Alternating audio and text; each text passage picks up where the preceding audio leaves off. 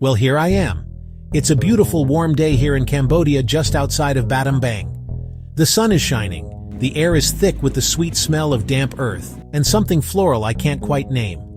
I'm at a makeshift train station, no grand buildings or ticket counters, just a small dusty clearing next to a single, slightly rusty track that disappears into a wall of bright green jungle. A few friendly locals mill about, smiling and waving. So, what exactly is this contraption I'm about to ride? Dara explains it to me with a proud grin. The bamboo train is basically a DIY masterpiece. It's a simple wooden frame, about 2.5 meters wide, 4 meters long, covered with slats of bamboo. This platform sits on top of 2 sets of railway axles, the kind you'd find on any train car.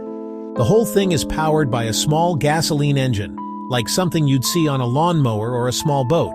It's all very basic, very functional, and utterly brilliant. It's a testament to making do with what you have. The clackety-clack begins, and we're off! With a gentle lurch, the bamboo platform starts to move.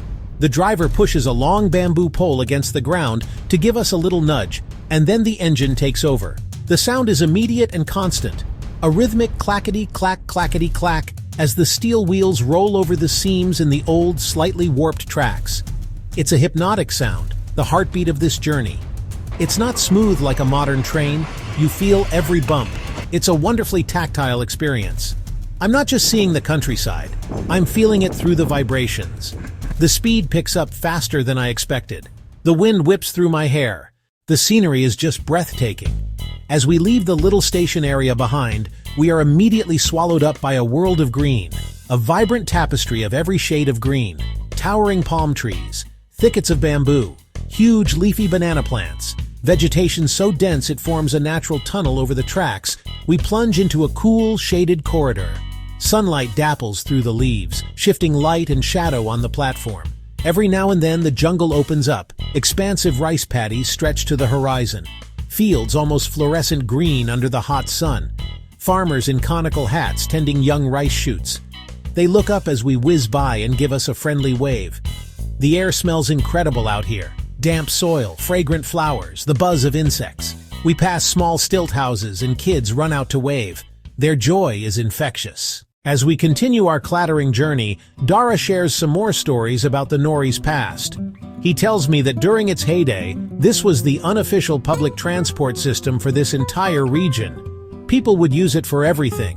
Huge sacks of rice, baskets of fish, chickens, even motorcycles. He laughs, describing Nori's piled so high you could barely see the driver. It was a lifeline that kept the local economy moving. The tracks were originally built by the French during colonial times.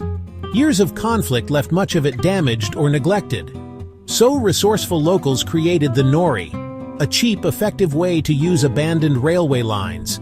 It became an essential part of life here, a lifeline connecting communities. Now it's mostly a tourist attraction. But that history travels with every trip. It's more than a ride, it's a piece of living history. I find that incredibly moving. After about 20 minutes of rumbling through the beautiful countryside, our driver slows the engine and we glide to a gentle stop. We've arrived at the midpoint of the journey, a small village that has sprung up along the tracks. A group of women greet us with warm smiles. Children greet us with warm smiles, holding up handmade bracelets, colorful scarves, offering cold drinks. I hop off the bamboo platform, my legs a little wobbly. The village is simple, with a few wooden shacks serving as shops and homes. A young girl shyly offers a bracelet woven from colorful threads. I buy a few from her, connecting with people and supporting the local community. Dara introduces me to a family that runs one of the small drink stands. They hack the top off with a machete and stick a straw in it. The coconut water is cool, sweet, and incredibly refreshing. Just as I'm finishing my coconut, I hear a familiar rumble approaching. Another bamboo train is coming. This is the moment I was waiting for. Our driver and other drivers spring into action. There's a quiet efficiency to their movements. With surprising speed, they lift the bamboo platform off the 2-wheel axles. They each grab the heavy steel axles and lift them off the rails. In less than 60 seconds, our entire train has vanished from the track. The approaching train rumbles past us without slowing. They wave as they go by, and we wave back. As soon as it passes, our crew gets back to work, lifting the axles back onto the rails. Then they replace the platform and we're whole again. I hop back on the platform, feeling like a seasoned bamboo train traveler now. The driver gives the engine another pull. It roars to life, and we begin our journey back. The ride feels different this time. The sun is a little lower in the sky, casting long shadows across the rice paddies. The light is softer, warmer, and it gives the landscape a golden, magical glow. I feel more relaxed, more familiar with the rhythm of the ride. I spot a bright blue kingfisher and see faces of the people we pass in more detail. The kids waving, the farmers in the shade. Same scenery, new eyes. We pass another train coming towards us, and this time it's our turn to be the passing train. They disassemble their ride in the same swift, practiced motion. We glide past them, sharing that knowing smile. As we get closer to our starting point, I feel a little bit sad the ride is almost over. And just like that, we are gliding back into the dusty clearing where our adventure began. The driver cuts the engine, and we coast to a smooth stop. The sudden silence is almost as loud as the engine was. I sit for a moment, just taking it all in. The journey is over.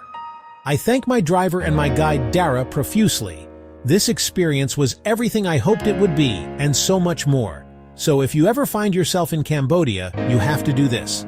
I mean it. I'll be back, Cambodia, I promise.